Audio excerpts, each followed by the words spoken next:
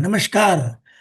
IAS aspirants और सभी competitive examinations में भाग लेने वाले तथा आम पब्लिक को मेरा नमस्कार। काफ़ी दिन बाद ये वीडियो शुरू कर रहा हूँ और इसमें आज बहुत एक अच्छी इन्फॉर्मेशन जो हमारे कॉम्पिटिटिव एग्जाम्स के लिए ही नहीं बल्कि आम पब्लिक के लिए जानना जरूरी है कि जैसे हम क्वालिटी प्रोडक्ट्स की बात करते हैं, क्वालिटी सर्विस की बात करते हैं, जैसे आईएसआई मार्क या बीआईएस आपने सुना होगा, या अब आईएसओ जो है वो बहुत चलन में आया है।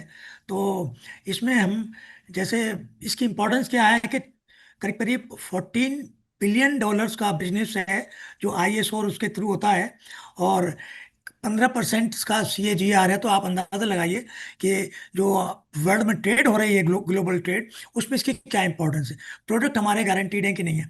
तो हमारे साथ एक इंटरनेशनल एक्सपर्ट बैठे हैं, मिस्टर अनिल जौहरी। ये former CEO, national accreditation board for certification bodies and an international authority on standardisation हैं। और आपका स्वागत है अनिल जौहरी जी। नमस्कार। मुझे आपने न्योता दिया उसके लिए धन्यवाद। मैं आपके बहुत से राइटअप देखता रहता हूँ, और आपने अभी दो तीन बड़े अच्छे वो लिखे हैं कि कभी कभी मिस इन्फॉर्मिंग और फ्रॉडुलेंट एडवर्टाइजमेंट आईएसओ के नाम से होते हैं। तो आईएसआई जो प्रोडक्ट है, आईएसओ सर्विस है, इसमें बड़ा कंफ्यूजन है। मैंने यूट्यूब पे भी देखा, कोई ऑथेंटिक सोर्स नहीं मिला। तो आप कुछ बताना चाहेंगे कि क्या इश्यूज हैं जो आम पब्लिक को जाननी चाहिए, या जो कम्पिटिटिव एग्जामिनेशन में या इंटरव्यू में कभी पूछा जाए कि भाई ये आईएसओ का क्या मतलब है, आईएसओ और आईएसआई में क्या अंतर है, तो कैसे आप बताना चाहेंगे। देखिए, पहले तो ये जानना जरूरी है कि क्वालिटी जो मार्केट में है वो कैसे अश्योर होगी। आपको एज ए कॉमन मैन आप कैसे एश्योरेंस पाएंगे कि क्वालिटी है उस मार्केट में। तो एक तो ये जानना जरूरी है कि सारे विश्व में ये एक प्रैक्टिस रही है कि हेल्थ और सेफ्टी के ग्राउंड्स जिसमें प्रोडक्ट में हो हेल्थ और सेफ्टी इम्प्लीकेशंस, जैसे फूड है, जैसे ड्रग्स है, तो वहां पे क्वालिटी जो है रेगुलेशन के द्वारा अश्योर होती है। वहां पे कानूनी तौर से, कंपलसरी तौर से जो है क्वालिटी अश्योर की जाती है। तो पहले ये जानना जरूरी है कि अगर health, safety, environment, deceptive trade practice आपको कोई धोखा दे रहा है, तो वहां पे जैसे गोल्ड में सुनते हैं कि भाई चीटिंग होती है, तो ऐसे पदार्थों पे ये सरकार की रिस्पॉन्सिबिलिटी है कि वो बाई लॉ रेगुलेशन के द्वारा क्वालिटी सुनिश्चित करे और हमें अश्योर करे कि हम जो खा रहे हैं, जो दवाई ले रहे हैं, जो इलेक्ट्रिक आयरन यूज कर रहे हैं, जो गीजर यूज कर रहे हैं, वो हेल्थ के लिए और सेफ्टी के लिए हमारे लिए ठीक है। तो पहले ये जानना सबसे जरूरी है, जो मैं जाना बताना चाहूंगा सबको, कि regulation of products and services ये गवर्नमेंट की रिस्पॉन्सिबिलिटी है। कोई भी प्रोडक्ट अगर हेल्थ इम्प्लीकेशन है, सेफ्टी इम्प्लीकेशन है, अगर वहाँ चीटिंग ज्यादा होती है, अगर उसमें एनवायरनमेंट डैमेज होती है, तो वो गवर्नमेंट का काम है उसको रेगुलेट करना। हमारे यहाँ बहुत सारे रेगुलेशन नहीं थे किसी जमाने में। आज से पिछले 5 साल में अगर आपने पढ़ा हो अखबार में, तो आजकल बहुत कंट्रोवर्सी आ रही है क्वालिटी कंट्रोल ऑर्डर्स, क्यूसीओस। वो क्यूसीओस जो है वो रेगुलेशन है, वो बीआईएस एक्ट के अंडर लाए जा रहे हैं, और बहुत सारे पदार्थों पे, केमिकल्स पे, मेडिकल डिवाइसेस पे, टॉयज पे पिछले 5 साल में रेगुलेशन लगाए गए हैं। उसी तरह मेडिकल डिवाइसेस अभी अक्टूबर 2023 से रेगुलेट हुआ है। जब हम कोविड में थे, तो आपने जो मास्क यूज किया, आपने जो पीपीज देखे या वेंटिलेटर देखे, पता नहीं उनकी क्या क्वालिटी थी। अब रेगुलेशन है, तो पहले ये जानना जरूरी है कि रेगुलेशन के द्वारा आते हैं, क्वालिटी अश्योर होती है जहाँ पे हेल्थ सेफ्टी वगैरह का इशू है।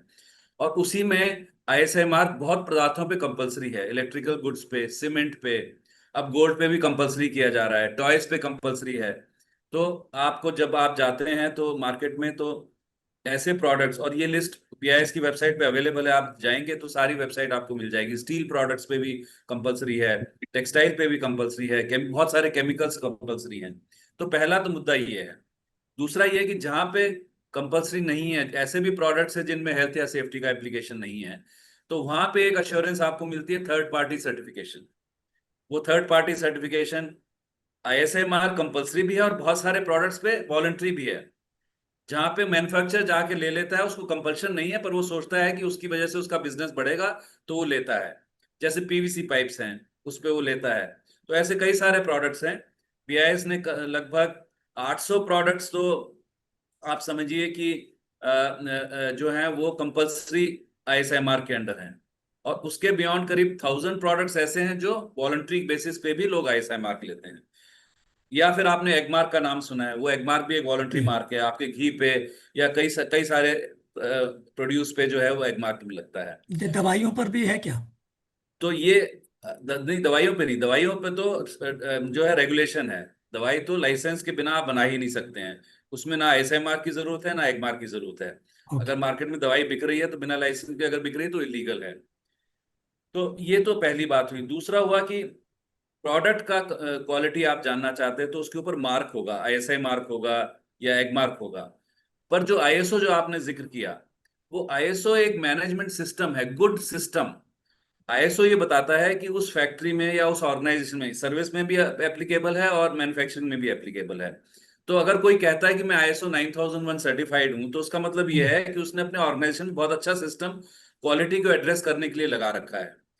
पर वो प्रोडक्ट क्वालिटी का मार्क नहीं है। इसलिए अगर कोई आईएसओ मार्क ओके। यूज कर रहा है तो गलत होगा, क्योंकि आईएसओ के नॉर्म्स के हिसाब से आप ना तो मार्क तो बिल्कुल यूज नहीं कर सकते, क्योंकि ये प्रोडक्ट सर्टिफिकेशन नहीं है। कि आईएसओ रूल्स के हिसाब से आईएसओ का मार्क लगाना, या तो आईएसओ का ही मार्क लगा लेना या कोई और मार्क लगाना ये कह के कि आईएसओ सर्टिफाइड है, वो गलत है, अलाउड ही गलत। नहीं है, मिसलीडिंग है। आपके आपको अगर कोई मार्क नजर आए, कोई कहता है आईएसओ मार्क है, तो आप ये मान लीजिए कि वो आपको मिसलीड कर रहा है। अच्छा, गुड। दूसरी चीज, वो प्रोडक्ट पे क्लेम करता है आईएसओ 9001 सर्टिफाइड कंपनी, उसके बारे में भी रूल्स हैं।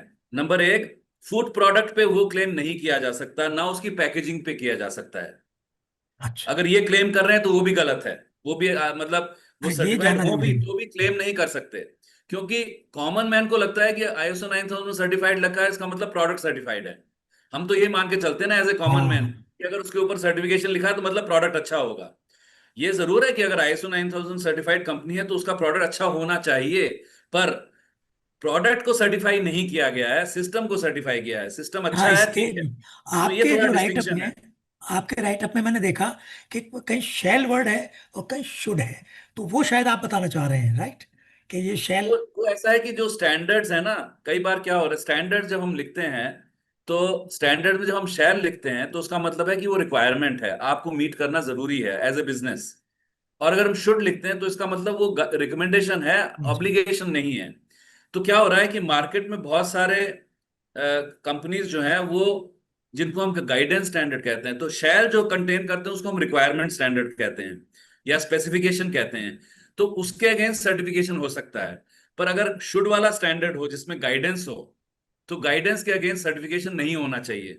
पर अनफॉर्चुनेटली मार्केट में ये सर्टिफिकेशन भी किया जा रहा है, जो कि गलत है। जो तो गलत मेरा है। मतलब था एजुकेट करने का, कि अगर आप स्टैंडर्ड का टाइटल देखें और उसमें लिखा हुआ है guidance for so and so, guidance for complaints handling, guidance for risk management, तो वो हम्म। सर्टिफिकेशन का लायक स्टैंडर्ड नहीं है, उसका सर्टिफिकेशन नहीं होना चाहिए। अगर कर रहे हैं तो गलत है। राइट। पर अगर लिखा हुआ है स्पेसिफिकेशन फॉर या रिक्वायरमेंट्स फॉर, अगर स्टैंडर्ड के टाइटल से ही पता चल जाएगा, right. Specification for X Y Z product या requirements for quality management system, इसका मतलब है वो स्टैंडर्ड सर्टिफिकेशन के लिए फिट है। ओके। तो अब मेरे कुछ सवालात हैं आपसे, जो पब्लिक के लिए जानना जरूरी है और हमारे कम्पिटिटिव जो यूथ है उनके लिए जानना चाहिए। तो एक तो आपने बता दिया कि अगर आईएसआई मार्क है और कोई हेलमेट है वो टूट गया उसके, तो वो उसका रिप्लेसमेंट करने की गारंटी है उस कंपनी की, एम आई राइट? और अगर वो आईएसओ से रिलेटेड आईएसआई है तो वो आईएसआई मार्क जब प्रोडक्ट देते की हैं गारंटी तो, नहीं। आईएसआई मार्क जब देते हैं और उसमें अगर आपको कंप्लेंट हो, आपको, तो आप बीआईएस में कंप्लेंट कर सकते हैं। पहले इंडियन स्टैंडर्ड इंस्टीट्यूशन कहलाता था, ब्यूरो ऑफ इंडियन स्टैंडर्ड्स कहलाता है, पर मार्क वही रहा है। तो ओके। अगर अगर आपको कंप्लेन है तो आप जरूर आईएसआई के बीआईएस के ऑफिस में कंप्लेंट कर सकते हैं। और अगर आपकी कंप्लेंट साबित होती है, बीआईएस कुछ अपनी तरफ से इन्वेस्टिगेशन करेगा, और अगर साबित होती है तो हाँ, आपको रिप्लेसमेंट मिलता है। रिप्लेसमेंट पर पर आईएसओ की आईएसओ में नहीं कंप्लेंट है। करेंगे तो नहीं मिलेगा। आईएसओ में नहीं मिलेगा, राइट? हाँ, आईएसओ में नहीं मिलेगा, क्योंकि आईएसओ। आईएसओ प्रोडक्ट की गारंटी नहीं है, आईएसओ एक सिस्टम, अच्छे सिस्टम की है। तो अगर आप कंप्लेंट करेंगे, मैं इन्वेस्टिगेट तो करूंगा और देखूंगा उसका सिस्टम ठीक है कि नहीं, और उसका सिस्टम ठीक करवाऊंगा भी, पर आपको रिप्लेसमेंट नहीं दिलवा पाऊंगा। और प्लस फिर ये बताएं कि ये जो ISO 9001 क्या है, 14,001, क्योंकि वो जैसे 50% तो मार्केट जो ट्रेड का है वो ISO 9001, इसका क्या मतलब है? देखिए ऐसा है कि आईएसओ, जैसा मैंने कहा, आईएसओ 9001 जो है वो एक आपके ऑर्गेनाइजेशन में अच्छा मैनेजमेंट सिस्टम है, ये प्रतीक देता है। तो आपको एक रीजनेबल अश्योरेंस ऑफ क्वालिटी देता है जरूर। ऐसा नहीं कि बिल्कुल क्वालिटी का अश्योरेंस नहीं देता, पर गारंटी नहीं करता। क्योंकि अच्छा। गारंटी प्रोडक्ट सर्टिफिकेशन से आती है, जब मार्क लगता है तो गारंटी आती है। पर आईएसओ के जो स्टैंडर्ड है वो मैनेजमेंट सिस्टम स्टैंडर्ड है। वो कहते हैं कि आपके ऑर्गेनाइजेशन में एक अच्छा सिस्टम होना चाहिए ताकि आप कंसिस्टेंटली क्वालिटी प्रोड्यूस कर सकें। आईएसओ 9001 सबसे पहले आया था, 1987 में आया था। आईएसओ 14000 एनवायरनमेंट के लिए आया कि आप एनवायरनमेंट को एनवायरमेंट। कैसे मैनेज करें। आपके फैक्ट्री से जो इफेक्ट हो रहा है एनवायरनमेंट में, उसको कैसे मैनेज करें, उसके लिए एक अच्छा सिस्टम कैसे लगाएं। वो सिस्टम के लिए आईएसओ 14001 आया। उसके बाद बहुत सारे आए ऐसे जिनको हम कहते हैं मैनेजमेंट सिस्टम स्टैंडर्ड। जैसे occupational health and safety, factory में वर्क प्लेस सेफ्टी होनी चाहिए। हमारे यहाँ फैक्ट्रीज एक्ट है जिसके हिसाब से सेफ्टी होनी चाहिए। आईएसओ 45001 एक ऐसा स्टैंडर्ड है उसको आप लगाएं तो आपके यहाँ अच्छा सिस्टम होना चाहिए। लॉ तो आपको मानना ही है, पर 45000 कहता है एक अच्छा सिस्टम भी लगाइए अपनी फैक्ट्री में ताकि आप लॉ कंप्लाई करते रहें कंसिस्टेंट बेसिस। ISO की इम्पोर्टेंस क्या ग्लोबल, जैसे फ्री ट्रेड है या ट्रेड एग्रीमेंट्स हैं एक देश के और दूसरे देश के बीच में, तो इसमें ISO की इम्पोर्टेंस बढ़ गई है। तो आम आदमी पे भी फर्क पड़ता है, और जो बिजनेस हाउसेज हैं उन पर भी फर्क पड़ता है कि अगर हम कोई अपना माल एक्सपोर्ट कर रहे हैं, मैन्युफैक्चरिंग कर रहे हैं, एक्सपोर्ट कर रहे हैं, तो हम म्यूचुअल ISO के उसमें जाते हैं। और ISO कहाँ रजिस्टर्ड है, इसमें कितने एक्रेडिशन या स्टैंडर्ड्स वगैरह हैं, और कौन कौन से कंट्रीज हैं जिसमें इनकी चिंता नहीं करते हैं कि भाई, जैसे आपने कभी उसमें जिक्र किया नेपाल भूटान वगैरह में कोई एक्रेडिशन एजेंसी नहीं है, उसके बारे में कुछ बताइए। देखिए आईएसओ जो है स्टैंडर्ड्स लार्जली वॉलंटरी हैं। सारा सर्टिफिकेशन जो मार्केट है आईएसओ का 9001, 14001, कहीं पे लीगली किसी किसी कंट्री ने लीगली नहीं कहा है कि आप सर्टिफाई करवाएं। ये मार्केट ड्रिवन एक्टिविटी है। नो डाउट कि आईएसओ 9001 सबसे ज्यादा सर्टिफाइड स्टैंडर्ड है ग्लोबली। इसका मतलब बिजनेसेस को फायदा हो रहा है तो इसलिए वो अडॉप्ट कर रहे हैं। इसलिए और उसका ड्राइवर जो है आईएसओ 9001 का लॉ नहीं है। लीगली कहीं पे भी मैंने नहीं सुना कि कंपलसरी किया हो किसी ने आईएसओ 9001। पर आईएसओ ओके। 9001 का ड्राइवर ये है कि नंबर एक, मैं ये कहता हूं कि मैं आईएसओ 9001 सर्टिफाइड हूं, मैं आपको शो करना चाहता हूं अपने क्रेडेंशियल। दूसरा ये कि मेरा जो बायर है, खासकर जब ऑर्गेनाइज बायर है, जैसे मारुति है, अगर वो कंपोनेंट्स खरीद रहे हैं तो वो अपनी कंपोनेंट को लोगों को इंसिस्ट करते हैं कि आप आईएसओ 9001 सर्टिफिकेशन लीजिए। बड़े बड़े जो बायर्स हैं, वॉलमार्ट है, वो शायद कहे कि आप आईएसओ 9001 सर्टिफिकेट लीजिए तभी हम आपसे माल खरीदेंगे। तो इस तरह से बायर्स डिमांड और इस तरह के इंसेंटिव्स, या गवर्नमेंट इंसेंटिव देती है कि अगर आप आईएसओ 9000 सर्टिफिकेशन लेंगे तो हम आपको, एमएसएमईज को इंसेंटिव देती थी कि हम आपको सब्सिडी देंगे ताकि आप आईएसओ 9000 सर्टिफिकेशन लें। लीगली कहीं पे प्रिस्क्राइब नहीं है। सिर्फ एक मैनेजमेंट सिस्टम ऐसा है जो लीगली प्रिस्क्राइब्ड है, इसको कहते हैं आईएसओ 13485, जो कि मेडिकल डिवाइसेस के लिए है। ओके। वो अच्छा, लीगली अभी प्रिस्क्राइब। एक मेरा क्वेश्चन है कि जैसे ये प्रोग्राम हमारे जो ब्यूरोक्रेट्स हैं, हमारे सिविल सर्वेंट्स हैं, जो एस्पिरेंट्स हैं, वो भी देख रहे होंगे। तो हम जब कोई डिमांड रखते हैं कि हमें ये 1 लाख कंप्यूटर चाहिए, 1 लाख फर्नीचर के टेबल चाहिए, चाहिए, तो क्या हम, हमारे लिए ज़रूरी होता है कि हम ISO स्टैंडर्डाइज्ड एक्रेडिट एजेंसी से लें, या बिना उसके भी ले सकते हैं? क्योंकि हम तो लास्ट कहते हैं ना कि वो लोएस्ट टेंडर में, तो लोएस्ट टेंडर अगर मान लीजिए मुझे ISO पे जाना है, तो क्या मैं लोएस्ट पे ही जाऊंगा टेंडर पर, या मैं उसमें ISO मार्क के जो नहीं है उनको मैं आउट कर सकता हूँ? मैं इसका जवाब दो पार्ट्स में देता हूं आपको। आपने बहुत अच्छा क्वेश्चन किया। पहली चीज तो ये कि आईएसओ सर्टिफिकेशन कौन दे रहा है मार्केट में। बहुत प्राइवेट एजेंसीज दे रही हैं। क्या वो ऑथेंटिक है, ये कैसे पता चलेगा कि वो ऑथेंटिक है कि नहीं है? उसके लिए अक्रेडिटेशन जरूरी है। अगर ऑथेंटिक आईएसओ सर्टिफिकेशन करना है तो वो ग्लोबली अगेन एक वॉलंटरी सिस्टम है कि अक्रेडिटेड सर्टिफिकेशन हो। और एक वेबसाइट है IAF सर्च सर्च। आप कोई भी उस वेबसाइट पे जाके किसी भी कंपनी का सर्टिफिकेट आप चेक कर सकते हैं कि उसके पास सर्टिफिकेट है कि नहीं। तो डेटाबेस में कंपनी लिस्टेड नहीं तो ये मान के चलिए कि आपके साथ कुछ हेरा फेरी हो रही है। ये स्टैंडर्डाइज देती हैं?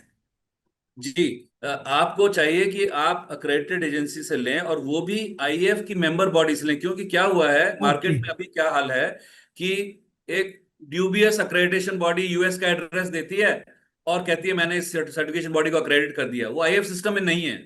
तो हमें मालूम ही नहीं है वो अक्रेडिटेशन बॉडी एग्जिस्ट करती है, कैसी है, क्या है, कुछ पता नहीं है। जबकि आईएएफ का जो सिस्टम है उसके अंडर आईएएफ जो है वो रीजनल बॉडीज को इवेल्युएट करता है, रीजनल बॉडीज अक्रेडिटेशन बॉडीज को इवेल्युएट करती हैं, accreditation bodies manufacture certification bodies को इवेल्युएट करती हैं। तो हमारे दुनिया में हम, मैं स्वयं जो है अक्रेडिटेशन सर्टिफिकेशन बॉडी का ऑडिटर रहा हूँ, अक्रेडिटेशन बॉडी का असेसर रहा हूँ, रीजनल बॉडी का पीयर इवेल्युएटर रहा हूँ, और आईएएफ का भी इवेल्युएटर रहा हूँ। तो ओके। हमारा ये सारे इवेल्युएटेड हैं, मेंबर बॉडी से होना चाहिए। बेहतर ये होगा कि आप कहें कि हमारी कंट्री की जो अक्रेडिटेशन बॉडी उसका अक्रेडिटेड सर्टिफिकेट होना चाहिए, क्योंकि ओके। आप उससे डायरेक्टली बात कर सकते हैं। कल मैं आपके पास यूएस अक्रेडिटेड सर्टिफिकेट लाऊंगा, आपको कोई प्रॉब्लम हुई तो आप यूएस अक्रेडिटेशन बॉडी के पास कहाँ जाएंगे? पर अगर आप इंडिया में ही हैं, और मैं एनएबीसीबी में था, आज तो एक ही बॉडी है सर्टिफिकेशन के लिए इंडिया में, हो सकता है आगे और बॉडीज आ जाए, पर आ आज एक ही जाएंगे। बॉडी है। तो आप कहें कि एनएबीसीबी अक्रेडिटेड बॉडी का सर्टिफिकेट लेके आइए, ताकि आपको अगर कोई प्रॉब्लम हो तो आप एनएबीसीबी के पास जा सकें और कंप्लेंट कर सकें कि ये सर्टिफिकेट ठीक नहीं निकला, ये माल हमारा ठीक नहीं निकला। ठीक। अच्छा, आप ये बताइए कि जैसे नाभ इन इंडिया जो हॉस्पिटल्स के लिए होता है, या जीएसआई यूएसए का है, जो आपने अपने राइट अप में लिखा है, मैंने देखा। तो इंडिया में जैसे हॉस्पिटल्स के लिए, या FSSAI, ये इनके लिए एक मार्क, और जैसे गोल्ड स्टैंडर्ड है, तो इसमें कौन कौन सी सेक्टर्स में है ये, कुछ इनके बारे में बताइए। देखिए, एक तो डिस्टिंक्शन सबके लिए बिल्कुल जरूरी है ये जानना कि कहाँ पे रेगुलेशन है और कहाँ पे वॉलंटरी मार्केट है, कहाँ पे हाँ। वॉलंटरी स्टैंडर्ड चलते हैं, कहाँ रेगुलेशन है। जब हम एफएसआई की बात करते हैं वो रेगुलेशन है, एफएसआई का मार्क मतलब एफएसआई का लाइसेंस है उसके पास, ओके। सीडीएसईओ का लाइसेंस है उसके पास अगर वो ड्रग फैक्ट्री चला रहा है, अगर वो मेडिकल डिवाइस फैक्ट्री चला रहा है।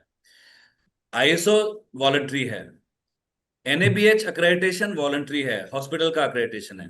दूसरी चीज ये जानना जरूरी है कि जो वॉलंटरी मार्केट है उसमें हमारे यहाँ फ्री मार्केट है, उसका मतलब है कि इंडिया की बॉडी भी यहाँ पे अक्रेडिटेशन कर सकती है या सर्टिफिकेशन कर सकती है, और बाहर की बॉडीज भी यहाँ के अक्रेडिटेशन और सर्टिफिकेशन कर सकती है। तो हॉस्पिटल्स में एनएबीएच भी है, पर कुछ बाहर की बॉडीज है, जैसे एक जेसीआई है, एक एएसीआई आरसी नाम से है, एक टेमोज नाम से नई बॉडी जर्मन बॉडी आई है।